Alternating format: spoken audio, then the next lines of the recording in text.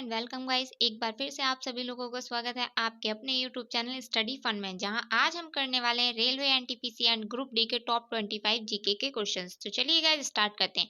आज का जो हमारा फर्स्ट क्वेश्चन है वो है, मनुष्य ने सर्वप्रथम किस धातु का प्रयोग किया था? तो आपके ऑप्शन है ए तांबा, बी लोहा, सी कांसा या डी पीतल। तो इसका जो राइट आंसर है वो हो जाएगा ऑप्शन नंबर ए, यानी कि तांबा। तो मनुष्य ने सर्वप्रथम तांबे का प्रयोग किया था और तांबे का इस्तेमाल है वो 3200 ईसा पूर्व से ही मिलता आया है। चीन में दिल तथा हैजा जैसी बीमारियों के इलाज में तांबे को सिक्के का प्रयोग होता आया है। तो चलिए गाइस नेक्स्ट क्वेश्चन देखते हैं। Question number second. आज का जो हमारा क्वेश्चन नंबर सेकंड है वो है, सुभाष चंद्र बोस को सर्वप्रथम नेताजी किसने कहा था? तो आपके ऑप्शन है ए महात्मा गांधी, बी चंद्रशेखर आजाद, सी एडोल्फ हिटलर या डी इनमें से कोई नहीं। जो राइट आंसर है वो हो जाएगा आपका ऑप्शन नंबर सी, यानी कि एडोल्फ हिटलर। तो एडोल्फ हिटलर ने सुभाष चंद्र बोस को सर्वप्रथम नेताजी कहा था। एडोल्फ हिटलर एक जर्मनी का शासक था और वे राष्ट्रीय समाजवादी जर्मन कामगार पार्टी के नेता थे और इस पार्टी को नाजी नाम से भी जाना जाता था। एडोल्फ हिटलर को द्वितीय विश्व युद्ध के लिए सर्वाधिक जिम्मेदार माना गया था। सन 1933 से लेकर 1945 तक जर्मनी में एडोल्फ हिटलर ने शासन किया था। तो चलिए गाइस नेक्स्ट क्वेश्चन देखते हैं। आज का जो हमारा नेक्स्ट क्वेश्चन है, क्वेश्चन नंबर 3। जय हिंद का नारा किसने दिया था? तो जो जय हिंद का नारा है वो दिया था सुभाष चंद्र बोस ने, यानी कि जो आपका ऑप्शन नंबर डी है सुभाष चंद्र बोस, वो हो जाएगा बिल्कुल करेक्ट। तो सुभाष चंद्र बोस ने जय हिंद का नारा दिया था और सुभाष चंद्र बोस भारत के स्वतंत्रता संग्राम के अग्रामी तथा सबसे बड़े नेता थे।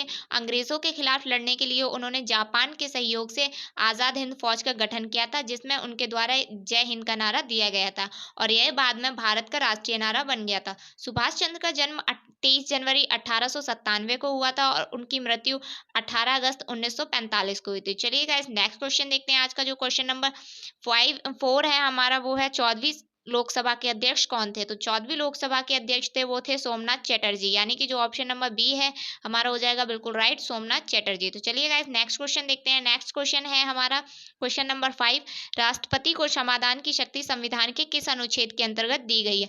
आपके ऑप्शन है ए अनुच्छेद 72, बी अनुच्छेद 80, सी अनुच्छेद 82 या डी अनुच्छेद 85। तो आपका जो राइट आंसर है वो हो जाएगा ऑप्शन नंबर ए, यानी कि 72। अनुच्छेद 72 के अंतर्गत राष्ट्रपति को समाधान की शक्ति प्रदान की गई है। तो चलिए गाइस नेक्स्ट क्वेश्चन देखते हैं। नेक्स्ट क्वेश्चन है हमारा क्वेश्चन नंबर 6। झंडा समिति के अध्यक्ष कौन है? तो आपके ऑप्शन है ए भीमराव अंबेडकर, बी लाल बहादुर शास्त्री, सी है जे बी कृपलानी या फिर डी इनमें से कोई नहीं। तो आपका जो राइट आंसर है वो हो जाएगा ऑप्शन नंबर सी, यानी कि जेबी कृपलानी। तो जेबी कृपलानी है वो झंडा समिति के हमारे अध्यक्ष थे। चलिए गाइस नेक्स्ट क्वेश्चन देखते हैं। जो नेक्स्ट क्वेश्चन है हमारा वो है, पानीपत की पहली लड़ाई बाबर और किसके बीच हुई थी? तो आपके ऑप्शन है इब्राहिम लिंकन, बी सिराजुद्दौला, सी इब्राहिम लोदी या डी ए और बी। तो राइट आंसर है वो हो जाएगा आपका ऑप्शन नंबर सी, यानी कि इब्राहिम लोदी। तो पानीपत की पहली लड़ाई बाबर और इब्राहिम लोदी के बीच हुई थी और इब्राहिम लोदी हैं वो दिल्ली सल्तनत के अंतिम सुल्तान थे और वह एक अफगानी थे। उन्होंने भारत पर 1517 से लेकर 1526 तक राज किया था और लास्ट में उन्हें मुगलों द्वारा पराजित किया गया था। उनका जन्म दिल्ली में ही हुआ था। उनकी मृत्यु 21 अप्रैल 1526 को पानीपत की लड़ाई के दौरान हो गई थी। तो चलिए गाइस नेक्स्ट क्वेश्चन देखते हैं। आज का क्वेश्चन नंबर 8 है हमारा, भारत में पहला कंप्यूटर कहाँ पर लगाया गया था?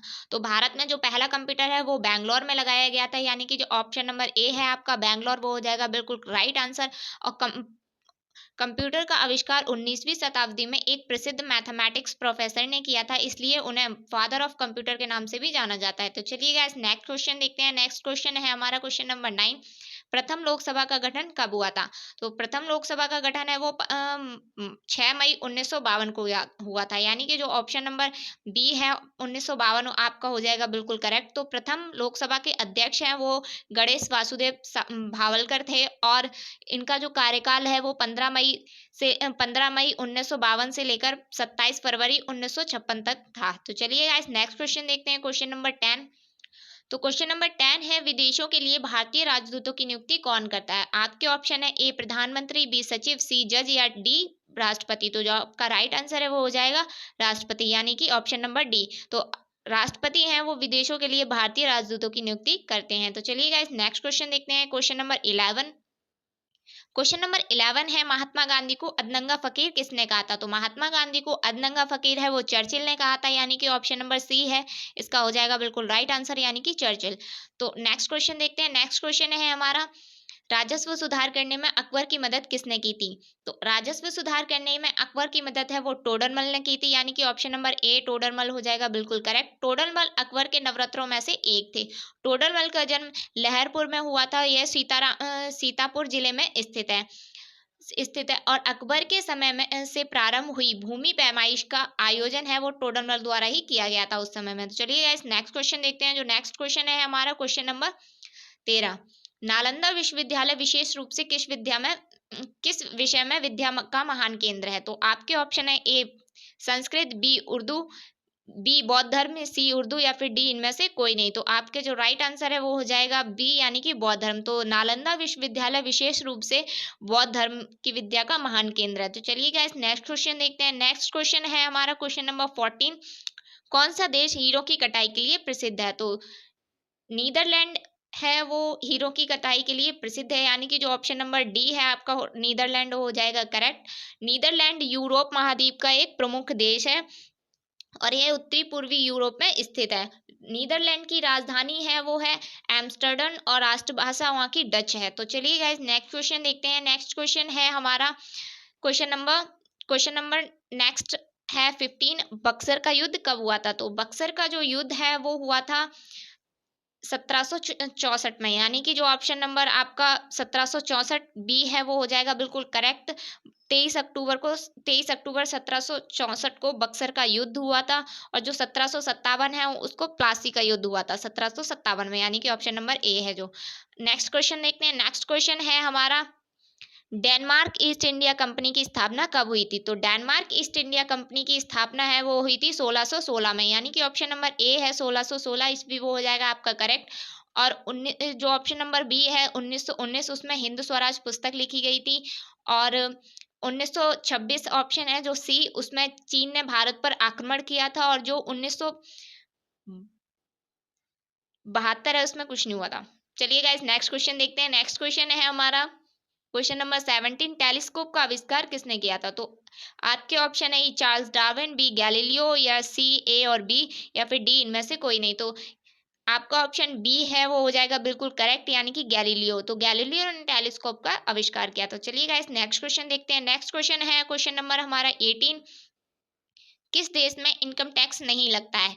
तो इनकम टैक्स है वो मोनाको देश में नहीं लगता है, यानी कि ऑप्शन नंबर सी है मोनाको, ये आपका हो जाएगा बिल्कुल करेक्ट। ये एक यूरोप में मोनाको पड़ता है और यहाँ का बड़ा शहर है वो मोंटे कार्लो है और यहाँ की मुद्रा है वो यूरो चलती है और यहाँ की भाषा है वो फ्रेंच है। तो चलिए गाइस नेक्स्ट क्वेश्चन देखते हैं। नेक्स्ट क्वेश्चन है हमारा क्वेश्चन नंबर 19।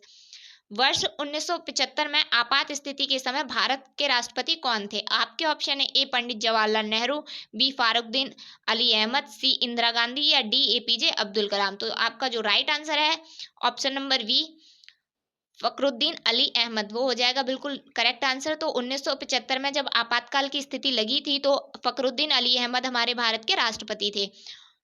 चलिए गाइस नेक्स्ट क्वेश्चन देखते हैं। Question number 20। जीएसटी की शुरुआत किस महीने में हुई थी? आपके ऑप्शन है जुलाई, बी सितंबर, सी नवंबर या फिर डी दिसंबर। तो जीएसटी की शुरुआत है वो जुलाई में हुई थी। जीएसटी 1 जुलाई से लागू हुआ था। जीएसटी का फुल फॉर्म होता है गुड्स एंड सर्विस टैक्स और ये 2017 से लागू हुआ था। चलिए गाइस नेक्स्ट क्वेश्चन देखते हैं। Question number 21। क्वेश्चन नंबर 21 है श्वसन मापन यंत्र क्या कहलाता है? आपके ऑप्शन है ए रेफ्लेसिया, बी एम्पियर, सी रेस्पिरोमीटर या डी इनमें से कोई नहीं। तो आपका जो ऑप्शन नंबर सी है रेस्पिरोमीटर वो हो जाएगा बिल्कुल करेक्ट। तो श्वसन मापन यंत्र रेस्पिरोमीटर कहलाता है और जो रेफ्लेसिया है वो एक सबसे बड़ा पुष्प है। चलिए गाइस नेक्स्ट क्वेश्चन देखते हैं। Question number 22। स्वतंत्र भारत की पहली जनगणना कब हुई थी? तो स्वतंत्र भारत की पहली जनगणना हुई थी सन 1991 में।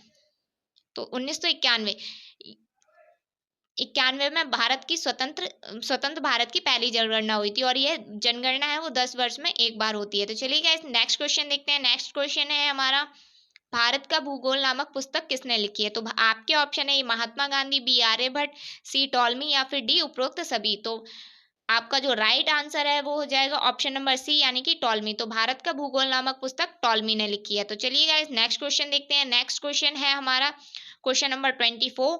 वल्लभ भाई पटेल को सरदार की उपाधि किस आंदोलन के बाद प्रदान की गई? आपके ऑप्शन है ए नमक सत्याग्रह, बी बारदोली सत्याग्रह, सी दांडी यात्रा, डी इनमें से कोई नहीं। तो जो आपका राइट आंसर है वो हो जाएगा option number B Bardoli Satyagraha. तो बारदोली सत्याग्रह के बाद वल्लभ भाई पटेल को सरदार की उपाधि प्रदान की गई थी और भारतीय स्वाधीनता संग्राम में के दौरान जून 1928 में गुजरात में हुआ था बारदोली सत्याग्रह। और यहाँ का जो ये प्रमुख किसान आंदोलन था जिसके नेतृत्व वल्लभ भाई पटेल ने किया था। और उस समय जो प्रांतीय किसानों के लगान में 22% की वृद्धि कर दी गई थी जिसके कारण यह आंदोलन हुआ था और यह बाद में सफल भी रहा था। तो कर घटाकर 22% से 6.03% कर दिया गया था और जिसके बाद वहाँ की जो महिलाएं थी उन्होंने खुश होकर सरदार वल्लभ भाई पटेल को सरदार की उपाधि प्रदान की गई थी। तो चलिए गाइस नेक्स्ट क्वेश्चन देखते हैं। आज का जो हमारा लास्ट और क्वेश्चन है वो है नटराजन की प्रसिद्ध कांस्य प्रतिमा किस कला का उदाहरण है। तो नटराजन की प्रसिद्ध कांस्य प्रतिमा है वो चोल कला का उदाहरण है, यानी कि ऑप्शन नंबर ए है चोल कला, वो आपका हो जाएगा बिल्कुल करेक्ट। चोल कला चोल वंश से संबंधित है और ये नटराज का अर्थ होता है तांडव नृत्य की मुद्रा में भगवान शिव। तो चलिए गाइस आज के जो हमारे क्वेश्चन है वो यहीं समाप्त होते हैं। तो आपको मिलते हैं नेक्स्ट क्लास में। चैनल को ज़्यादा से ज़्यादा लाइक कीजिए, शेयर कीजिए एंड सब्सक्राइब कीजिए। Thanks for watching. Thank you.